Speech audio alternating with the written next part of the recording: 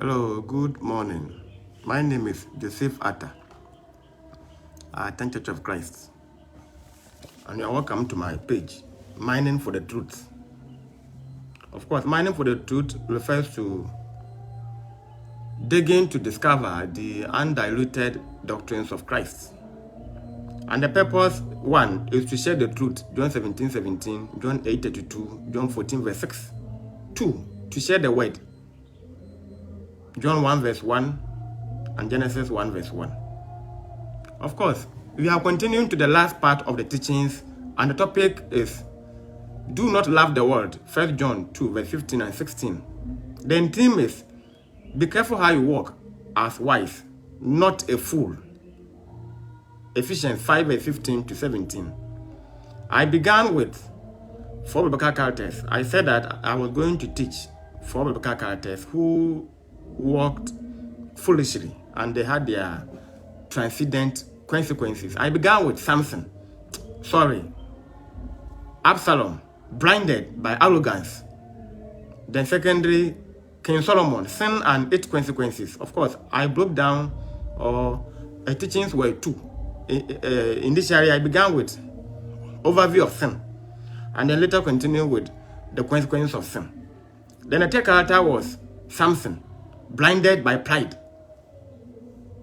And today, we are on the last part of the biblical character, being Dinah. So today, we're going to discuss about Dinah. Genesis 34 verse 1. So Dinah, avoid cheap popularity. So the fourth person that we are discussing today is Dinah. Avoid cheap popularity. So Genesis 34 verse 1. Before we go to introduction, I will read, and then of course I'm going to explain a lot. So I'll just read to my listeners or viewers. Now Dinah, the daughter of Leah, whom she had borne to Jacob, went out to see the women of the land. Okay. I greet all my viewers and all my cherished listeners. Some watched live or later. You have been sharing your views. I love them so much. Please, I prefer more comments. We are all learning. Basically, I'm here to learn from you. So the number is 0248-026557. 0248-026557. If you have any question, you can WhatsApp or chat. You can text me a message, you can call me, and then we deliberate on. So the introduction, as I said, the topic is Dinah, avoid cheap popularity. And then we are on Genesis 34 verse 1, as I read. So we'll move on straight to the introduction. This portion of the book, the Genesis, it deals with primarily the family of Abraham and then his descendants, including Dinah, her father Jacob, and her brothers. Now it was written by Moses, as we are all aware that Genesis was written by Moses. In fact, the first 5 books of the Old Testament, called the Pentateuch, were all written by Moses. Of course, Jacob had endangered his family's reputation, having brought them into a region in a promised land. Jacob endangered his family's reputation to have brought them into a region in the promised land that God did not support. So you can read Genesis 31 verse 13. Let's read and see. Genesis 31 verse 13. 31 verse 13. All right, I'm there. Of course, I'm reading from the ESV version. I am the God of Bethel, where you anointed a pillar and made a vow to me. Now arise, go out from this land and return to the land of your kindred. So Jacob endangered his family's reputation to have brought them into a region in the promised land that God did not support. So God was not in support. So Genesis 31 verse 13 suggests that God directed him to return to Bethel. Yet Jacob chose Shalem, which was closer to Shechem, reference to Canaan. Now let's go to the same Genesis 33 verse 18. Yes, Genesis 33 verse 18. I read, and Jacob came safely to the city of Shechem, which is in the land of Canaan, on his way from Paddan Aram, and he camped before the city. So God wanted him to go to Bethel. He chose Shalem in the province city of Canaan. So it was his own choice. Though the city had a strong and ungodly influence, Jacob knew that this Canaan in Shechem had a strong and ungodly influence, and his time spent in the city did much harm to his family. His poor choice left his family open to ungodly influence. Now Dinah, or Dinah's desire to see the Canaanite women was understandable but unwise. Of course, she was a child, and she didn't go there by herself. The parents, both the father and then the mother, they took her there, and by all means she wanted to explore. By all means, being a new environment, she wanted to be adventurous.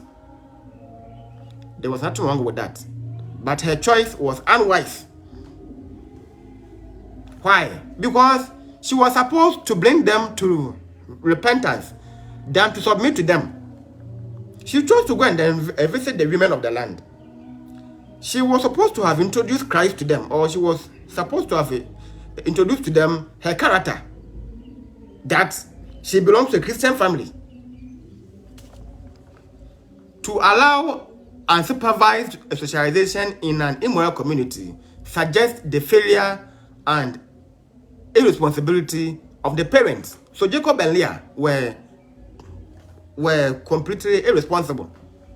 There was no supervision to Dinah. That's why she went out. She was left to her own choices and life's pattern. She was allowed to decide on her own, to do what she wanted, to choose where to go or not to go out when she wanted to. No guidance, and there was no pattern. Now, biophilia is the attraction, love of nature, and all the living things. Biophilia. And you find this commonly with the youth, and even among human beings, being young or adults. So biophilia is the attraction, love of nature, and all living things. Two of defining the biophilia, it is also the passionate love of social life and all that is alive. So biophilia also refers to the passionate love of social life and all that is alive. However, God does not forbid the young from youthful pleasures. Let's go to Ecclesiastes 11 verse, chapter 11 verse 9. Ecclesiastes.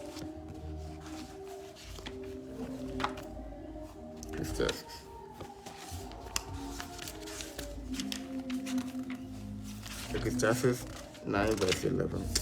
11 verse 9, sorry. Okay.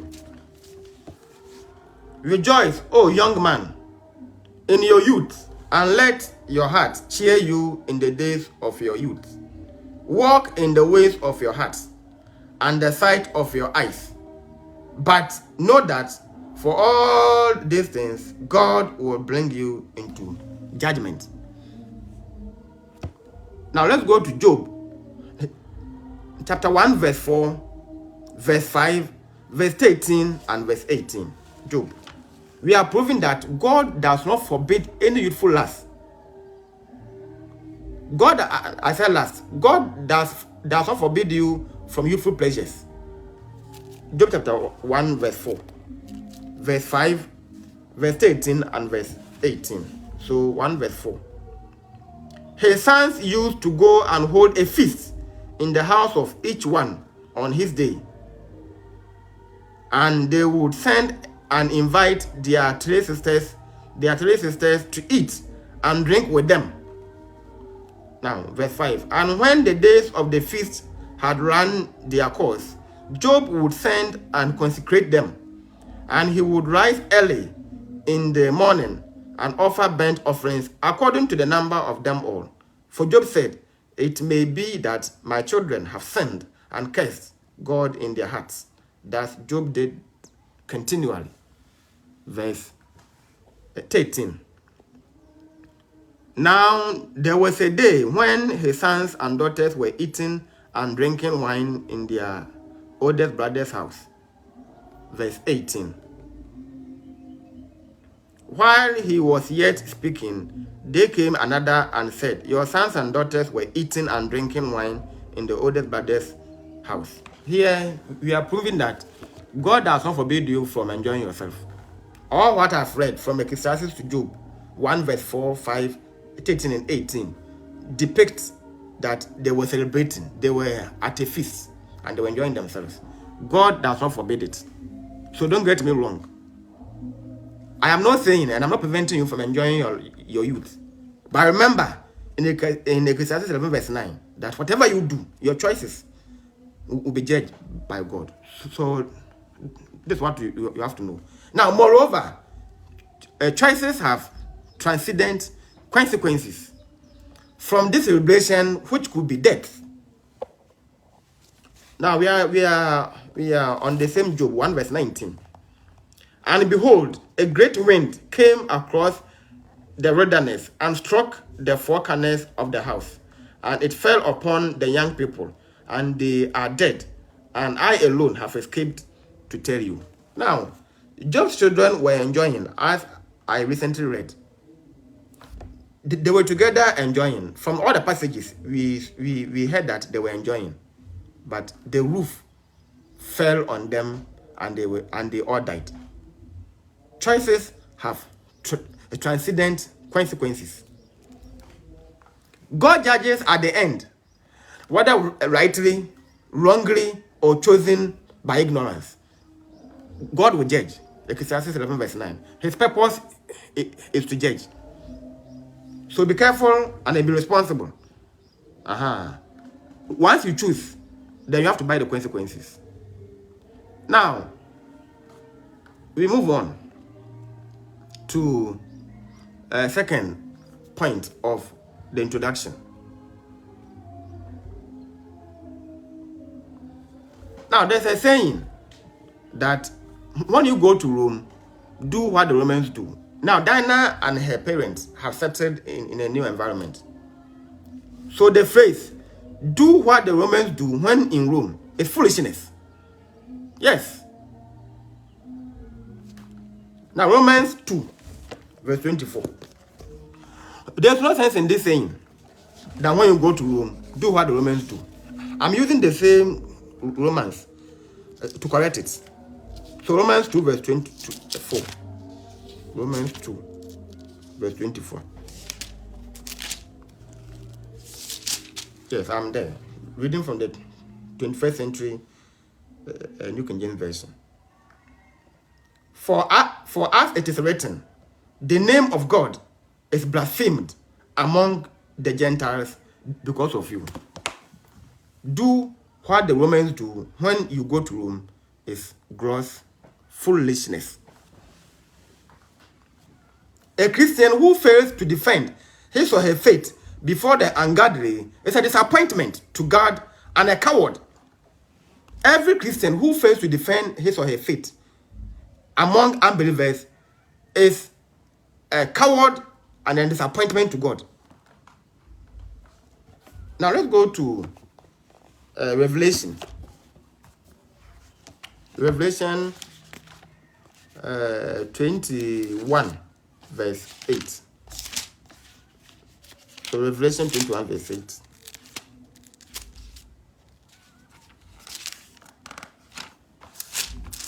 Verse 8. Revelation 21.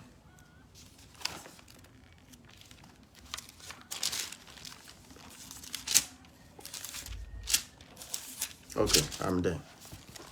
Sorry for keeping you waiting. By the cowardly and unbelieving and abominable and murderer and murderers and immoral people and sorcerers and idolaters and all liars will have their part in the lake that burns with fire and brimstone, which is the second death.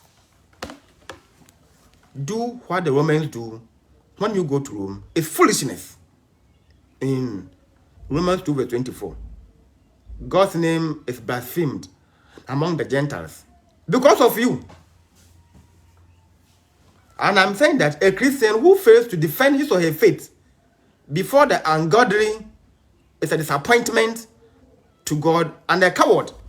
Now, cowardly from the Revelation 21 verse 8, the Greek word is deilos, meaning timid. Someone who is timid. And this timid refers to a person who is afraid to rebuke sin. A person who is afraid to rebuke sin. As a result of future promotion, fear, and favor. Point 2 of the timid there. It also refers to someone who instigates sin. Someone who incites or instigates sin. I suppose you understand the meaning of instigate. To boost them, to encourage them. Who incites or instigates sin? You are a Christian. You're supposed to be known that you are a Christian. By force, you're a Christian. Why should you conform? So she conformed. Dinah conformed. And that's why we are rebuking her here. That she was a coward. And the word coward here does not refers to, as I've been saying, please, Bible, we don't say the Bible as graphic. As if you are seated by television, watching news, or by reading a newspaper. No. Now, coward, as we all know, normally in general English refers to fear, or someone who is afraid. But here it is a reference to timid. Someone who is so timid, so fearful to rebuke a sin because of favor. Hey, me, I won't say, because if I say it, they are not going to appoint me. Impressing my master. Hey, by next week I'm going for promotion. So if I rebuke my boss, he's not going to award me or she's not going to award me. No. You must say the truth all the time. That's why they are saying that at the end, you go to hell. Now, God expects his children to be bold and to the point as the word. Hebrews 4 verse 12. Hebrews 4 verse 12. Hebrews 4 verse 12. Luckily, I'm here. Hebrews 4 verse 12. Very good. For the word of God is living and powerful, and sharper than two-edged sword, piercing even to the division of soul and spirit, and of joints and marrow, and able to judge the thoughts and intents of the heart. Be bold as the word. Be bold as the word. In Revelation 21 verse 8, we saw that anyone who is timid, who is hypocrite, will go to hell. The lake of fire is where you go. So you continuously be timid. You are in a church. Things are not going on well. So be timid there and then be applauding. You will die and then you will go to hell with your preacher, with your pastor, whoever is misleading you.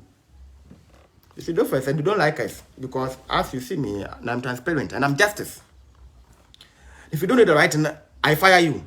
I don't know who you are and I don't care who you are. So far as you don't do the right thing, if you say, Father, I will fire you. Yes. Compromised is equal to consequences.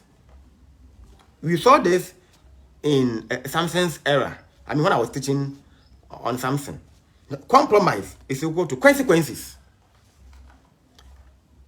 If the sinner or sinners are not shy to propel or to broadcast Satan, all sinners, they live to serve their master, which is Satan. They don't feel shy. Some are worshiping in the wrong direction. They are so bold. Now, if you, the sinner or unbeliever, or someone who is ignorant, worshiping in vain, there's no fear, and you are still broadcasting, you are still broadcasting your doctrine to win souls for Satan. Why can't I broadcast my Jesus Christ to you?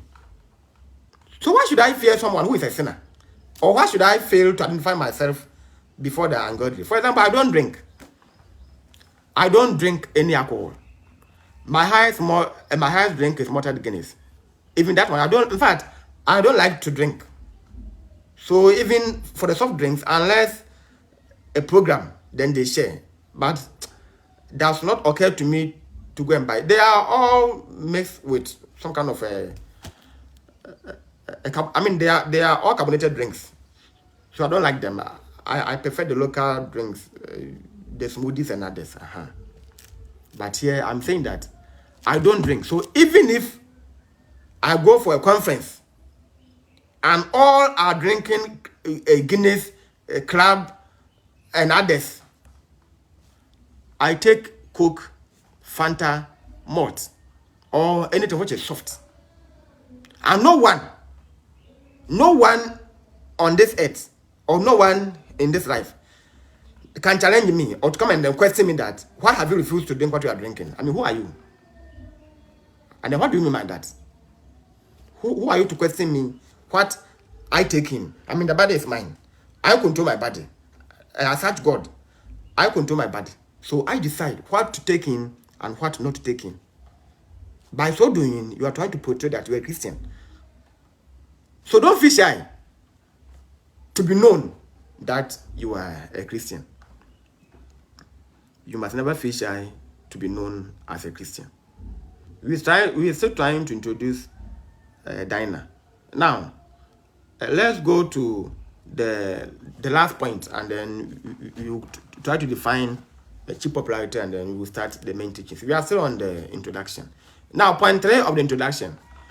In the Japanese language, Bokito, B-O-K-E-T-T-O, is the act of gazing vacantly into the distance without a thought.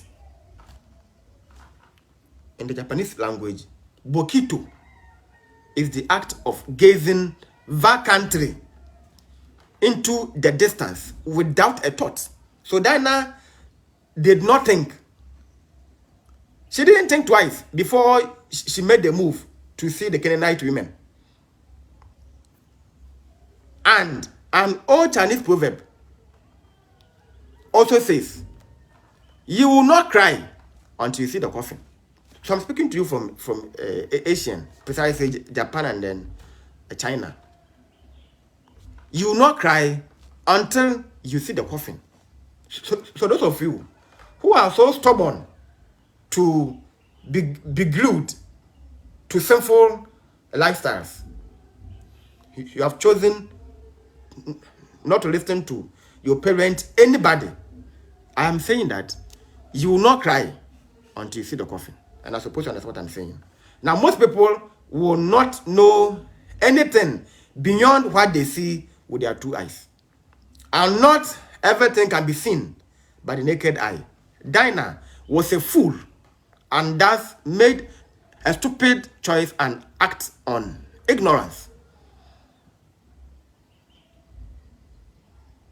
Now, ignorance, the root and stem of all evil. I mean, this was said by Plato, that ignorance, the root of all, or the root and stem of all evil. The root and stem of all evil. Ignorance, the root and stem of all evil. So said by Plato. So we say that ignorant people will continuously remain unconcerned until a disaster happens. Yes, oh, I don't care. They always don't care. That's why I'm saying that you will not cry until you see the coffin. Her avid lust for pleasure and attraction was fatal. So therefore, we say the fatal attraction is the attraction with disastrous consequences. We say that Dinah's lust for pleasure was fatal attraction. So fatal attraction is an attraction with disastrous consequences. She integrated with the wrong culture. Now, let's go to what is cheap popularity. 1, it is inferiority complex, often resulting in conformity. So cheap popularity 1 is inferiority complex, often resulting in conformity. So you conform. That's why, people like that will say, when you go to Rome, do what the Romans do. It is a cheap popularity. 2, it refers to succumbing to ignorant opinions into a misleading associate. A cheap popularity refers to succumbing to ignorant opinions into a misleading associate. So you don't know whom you're going to associate with.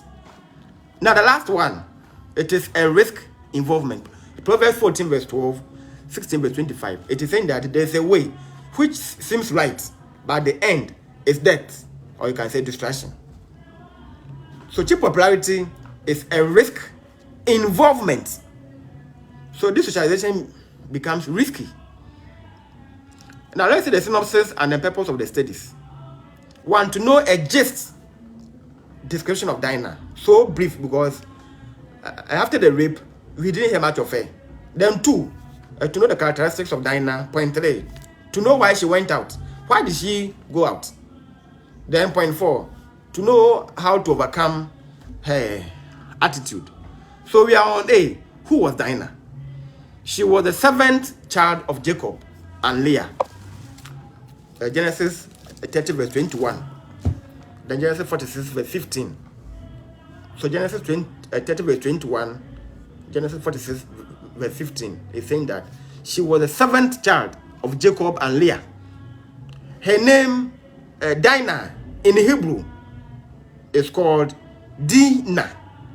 Or you can say Dinah, D-I-Y-N-A-H. And that's how they pronounced it. Dinah. It means justice. So her Hebrew name, and translated in English, means justice.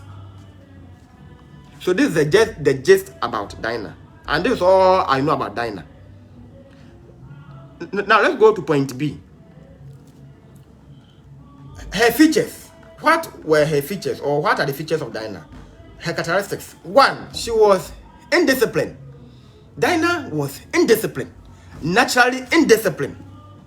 When we say indiscipline, we mean lack of obedience and self-control. She lacked self-obedience, or she lacked self-control and obedience.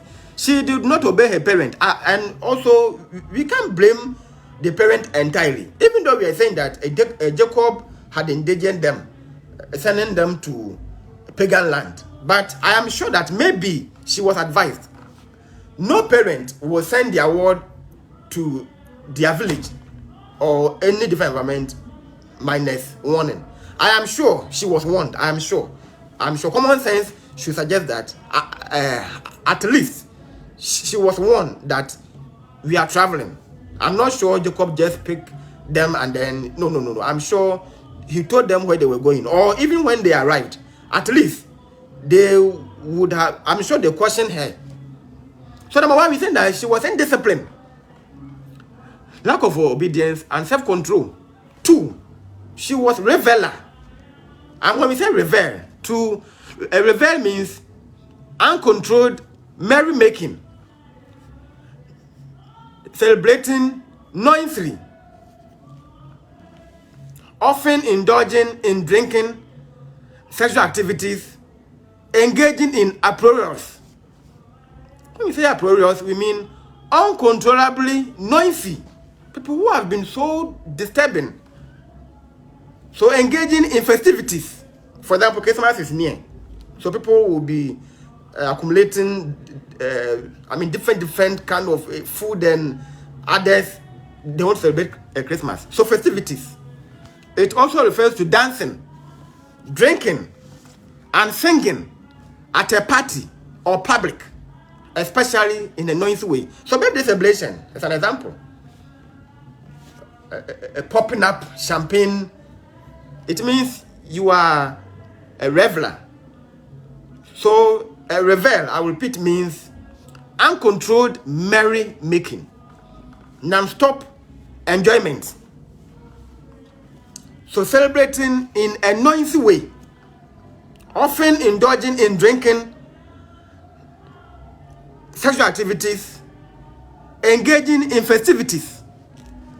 It also refers to dancing, drinking, and singing at a party or in public, especially in a noisy way. As you see, I don't celebrate my birthday. I don't have time for it. I just don't have time. And I'm not preventing you from celebrating your birthday.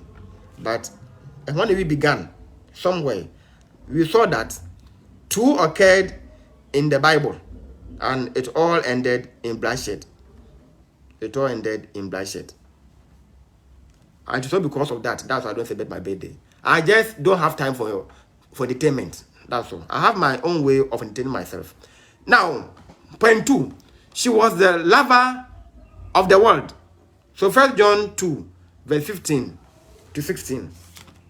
I will read. 1 John 2, verse 15. Do not love the world, nor the things in the world. If anyone loves the world, the love of the Father is not in him. Verse 16. For all that is in the world, the lust of the flesh, the lust of the eyes, and the pride of life, is not from the Father, but is from the world.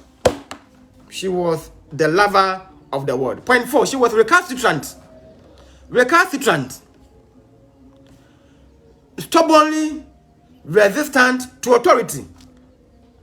We are describing Dinah. She was recalcitrant, stubbornly resistant to authority. Point 5 being the last one. She was arrogant. When we say arrogant, we mean excessive pride, often with contempt or disrespect for others. She saw herself to be more modern than the parent. Now, in our society, the young ones are condemning their parents. So if for a mother, they will say, oh, a menopause has been disturbing you. If for the father, they will say andropause also. So that's why you've been talking too much. So it means that you should leave them to do what they want. It is their time. So just let them be, to fool around. It is arrogance. Seeing yourself to be important than the other. Who are you before your parents? No matter who you are, they gave birth to you. And wherever you go, it is by supervision, that's why you are there. So there's no way you can deny your parent. By saying this to them that they are old age, it is more or less like you want them to die. I remember I was watching some Indian movie. The children were abroad, and they have built a very huge mansion for the mother.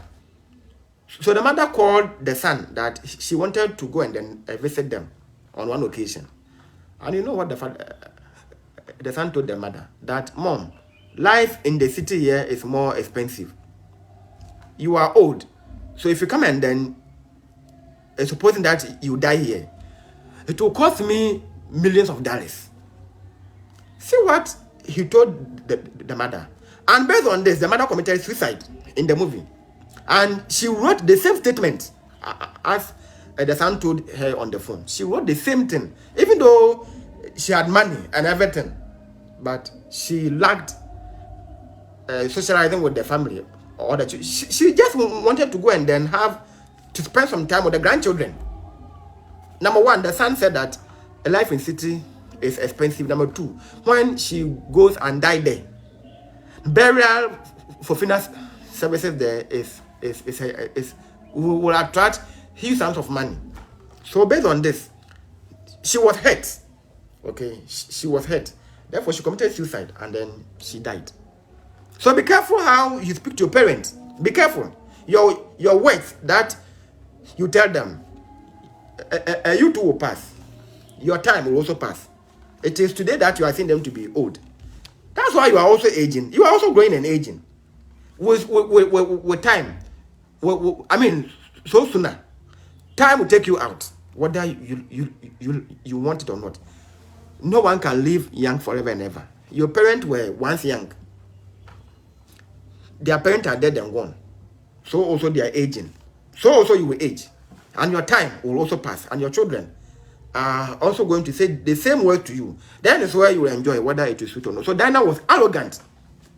So we say that arrogant is excessive pride, often with contempt or disrespect for others.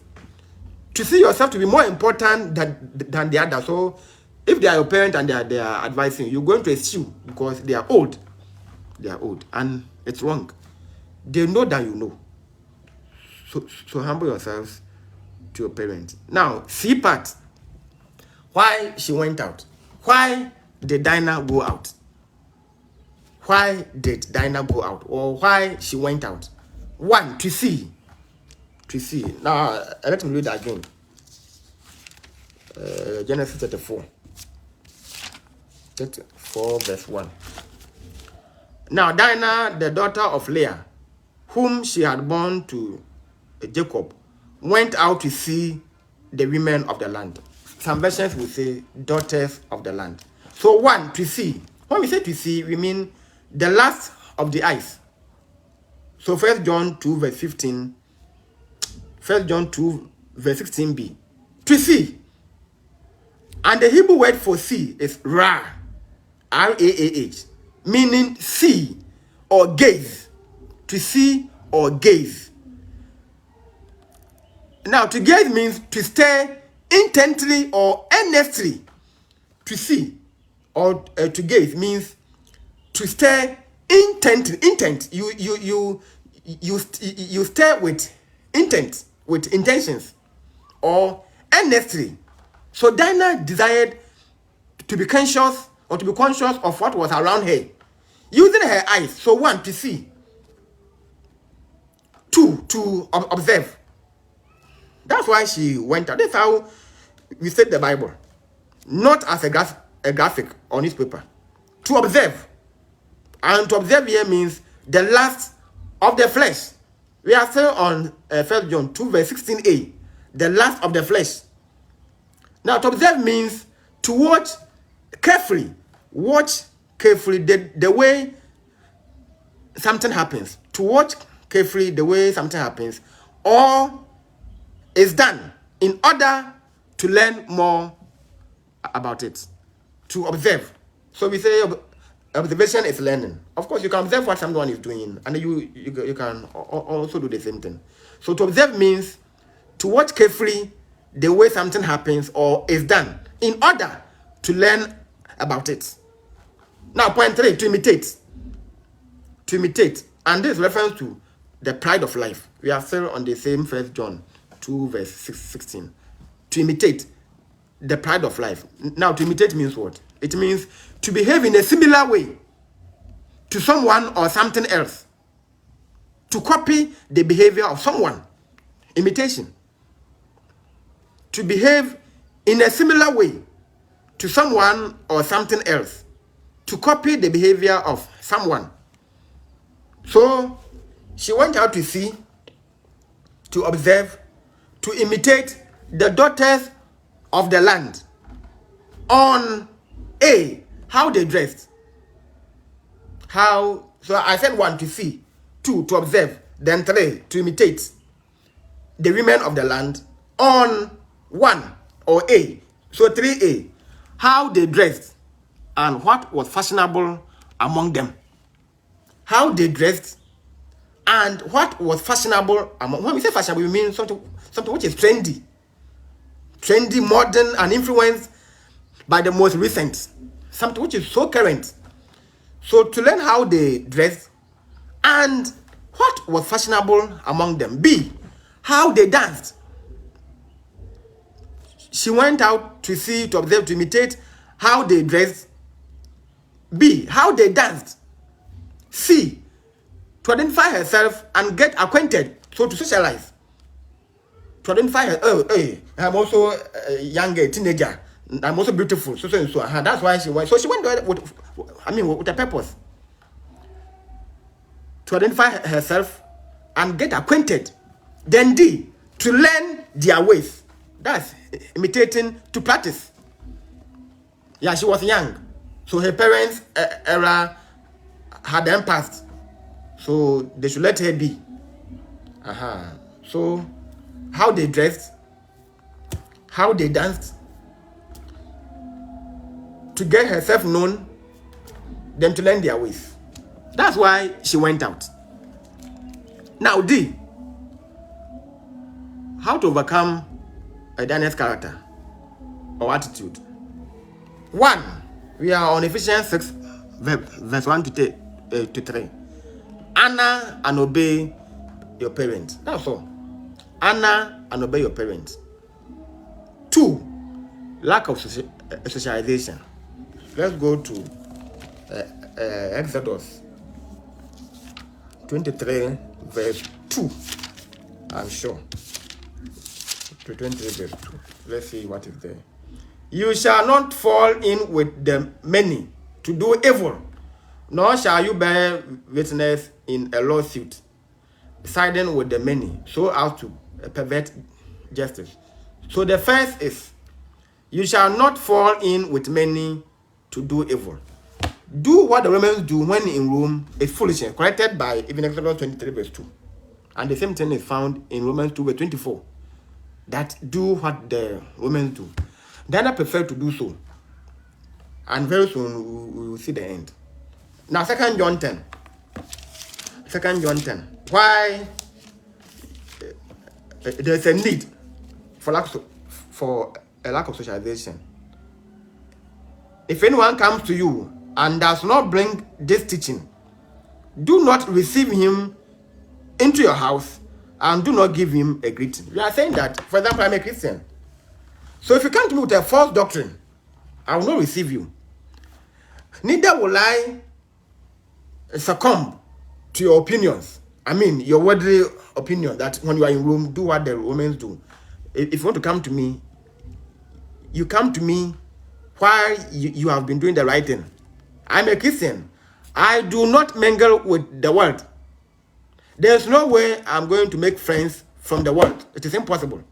That's why we are making reference to lack of socialization. So, as you see me, I am so antisociable.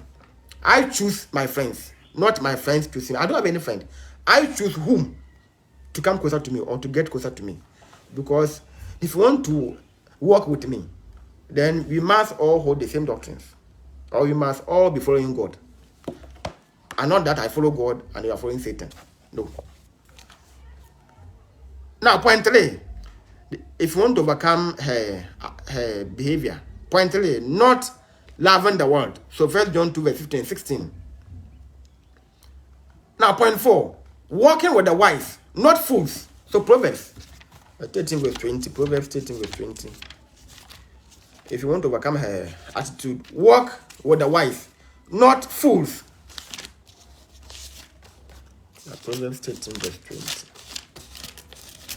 Very good, I'm here. Whoever walks with the wise becomes wise, but the companion of fools will suffer harm. She walked with the company of fools, and she suffered some consequences. I repeat, whoever walks with the wise becomes wise. So it's automation. But the companion of fools will suffer harm.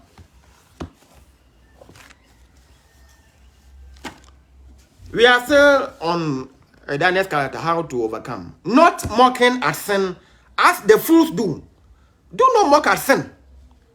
It is only a fool who mocks at sin. Proverbs 14, verse 9a. Fools mock at the guilt offering. Fools, they mock at sin. They have seen that this petrol and fire will intentionally light fire and see whether it will burn or not. So they prefer to get closer to a sin and see whether they will be conformed or not. That's why I'm saying that there's no need for me to go to a drinking spot to preach there. No, I won't do that. Actually, I can go to a radio station. The person who is a drunkard may listen to it, sometimes back or in future. So I don't need to go to a drunken spot or go to a pub or let's say a dancing joint.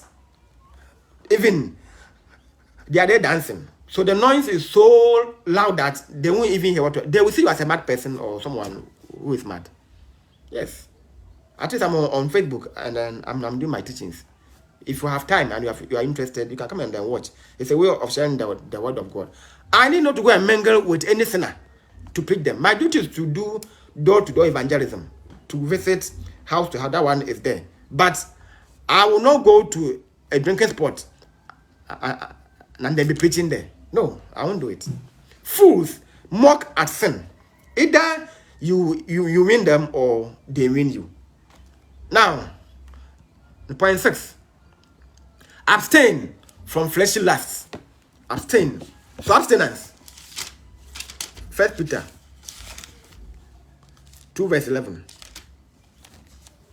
2 verse 11. Beloved, I urge you as sojourners and pilgrims, abstain from fleshly lusts that war against the soul. Abstinence. Abstain from fleshy lusts. Control your lusts. We can all drink alcohol. We can all drink. We are all human beings. I can be stubborn. But I'm trying to control myself. So self-control will lead to the abstinence. Now, consequences of Dinah's choice. She went out to see, to observe, to imitate how they dressed, how they danced, and then to make herself known to them. Now, these are the results. 1, rape. Yeah, she was raped by a prince of the land, Shechem. Rape. So her pleasing pleasure turned painful pain. Her pleasing pleasure turned painful pain. So rape is number 1. 2, tarnished reputation. Her reputation was tarnished. So we had she was abducted, and she was the prince humiliated her. Rape goes with disgrace or humiliation. Force. It will involve a physical struggle, and a man is always stronger than the woman. So tarnished reputation. Her reputation was tarnished. Now, point 3, feud and murder of men in the town. Her brothers retaliated later. So they went to the king's house and brainwashed them that they should all be circumcised. And by circumcision, the sore becomes intense on the 3rd day. So on the 3rd day, they went there with machete and they killed all the men, the prince and his father. They were all killed. They took their animals, their livestock, and then they went away. So at the end, Jacob had to flee from Canaan to elsewhere. That's how I said, feud and murder of men in the town. But always I've been saying that if you're my sister, and then based on your stubbornness, even if you should fight with your husband and then you call me, I won't come. Life is choices, and each must be responsible to his or her own choices. We have many men on this earth, and then you choose one particular person. How do you, I don't even know how you chose. Maybe my sister didn't even consult me. And if I'm not part of the sowing, there's no way I will join in the reaping. So if my brother-in-law marry my sister, she'll beat her, and my sister should tell me. I will tell her to go and then resolve her own issue. I don't care. There's no way I'm going to beat my wife. So why should you go and marry a man who will beat you? You should have known better. You should have been able to assess the possible outcome that this man is this and that. You had a chance to make a choice, and foolishly and then blindly you chose according to your own knowledge. I am a nurse, so I must marry a teacher. I am working this is and that. I don't care about that. But once you have chosen it, you might be responsible. This is my point. There's no way I'll kill myself for anyone.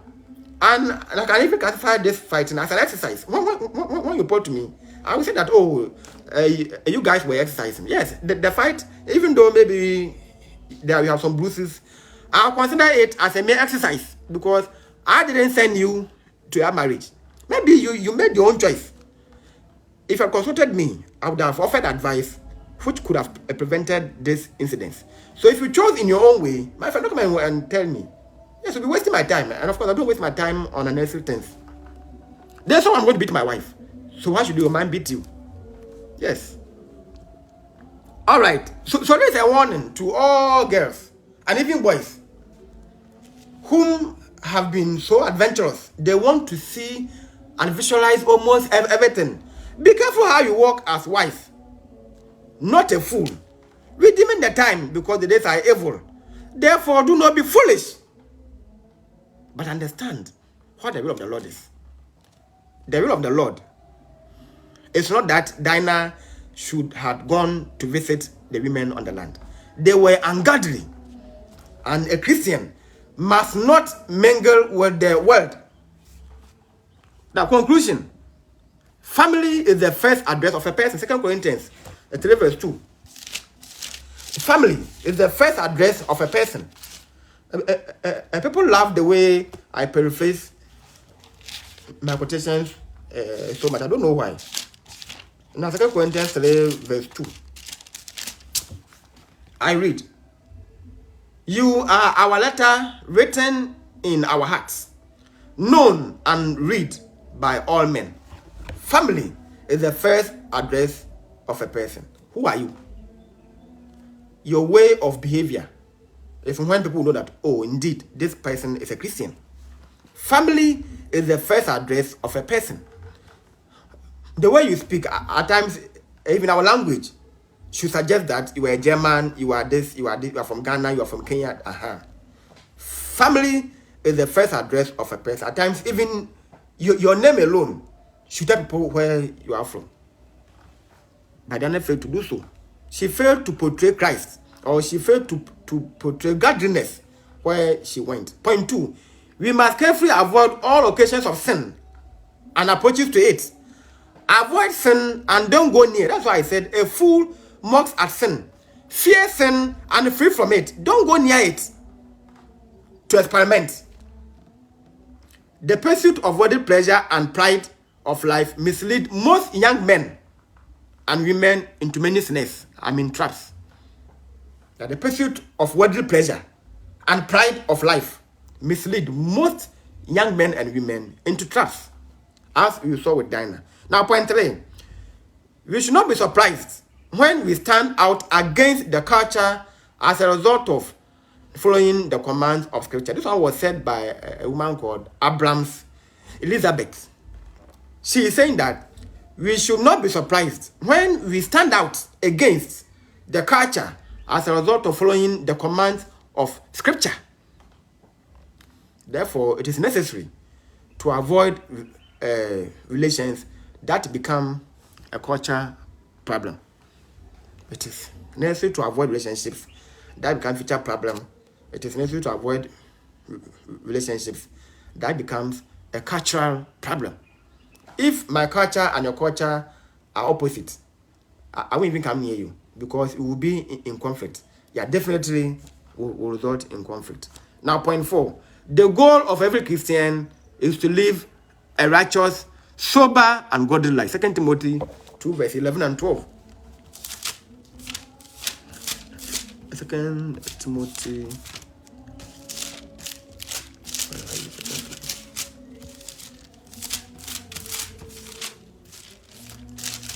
2 Timothy 2 verse 11 and 12. 2 verse 11 and 12.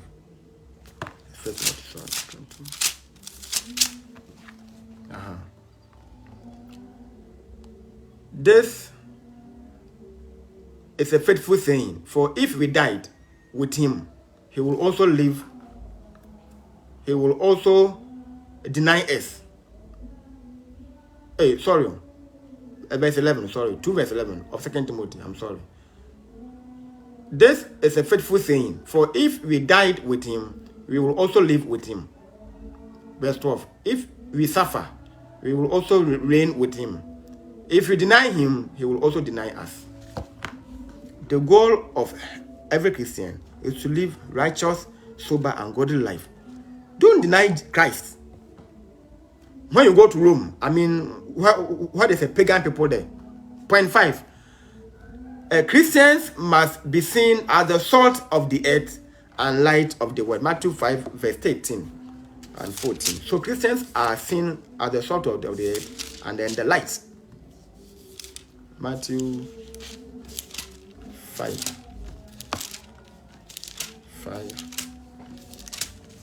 verse 13 and 14.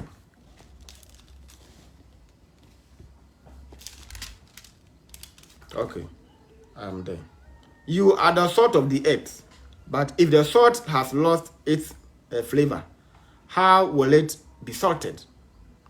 It is no longer good for anything except to be cast out and trampled underfoot by men. Verse 14. You are the light of the world. A city that is set on a hill cannot be hidden. The Christian must be seen as the salt of the earth and light of the world. The light must shine so bright before all men to glorify God.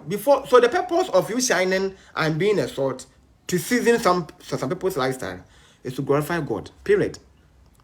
Now, last one, point 6. The Christian must be wise and must have the eagle's eye. The Christian must be wise and have eyes like an eagle. The idiom "have an eagle eyes" illustrates to be observant, to be very observant. To have an eagle eye means to be very observant, so that you will know the consequences of the path that you are trending. You will know the consequences of the party that you are attending. You will know the consequences of celebrating your birthday outside and in the bar or somewhere. You know the consequences of the boy inviting you to his house. Because you are observant, you could see that no, this person can drag me and then rape me at the end. Some may even use you for rituals. All because of the merrymaking. Have an eagle eyes to be very observant. My name is Joseph Atta, and this brings you to the end of my teachings on be careful how you walk as wise, not a fool. Ephesians 5, verse 15 to 17. Redeeming the time, because the days are evil. Therefore, do not be foolish, but understand what the will of the Lord is.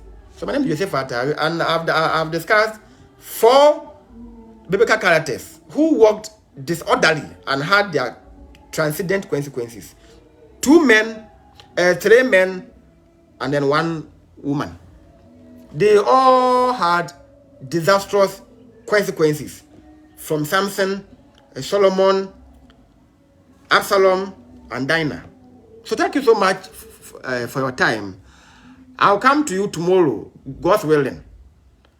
Now, as I promised that if I'm done with the teachings, I'll start with sermons. So tomorrow, 10 a.m., God's willing, I'll come with you on a sermon. Remember now, thy Creator, Ecclesiastes 12 verse 1. It's a sermon. Some may find it to be teachings, but at least I've done teaching for about a week. So I want to break the teachings and then go on to the sermon. So tomorrow I will see you with new and fresh topic. Ecclesiastes 12 verse 1. Remember now thy Creator. So I'll create the event. Please, you can like it, you can comment. So tomorrow I'll catch you here. Thank you so much, all my viewers from Australia, from Dubai, from USA, Ghana, everywhere. Please, thank you so much for making the time to watch me live or to watch later, and then I welcome all comments. Please, I'm here to study, and I prefer to learn more from you than even you learning from me. So thank you so much. Until then, bye-bye.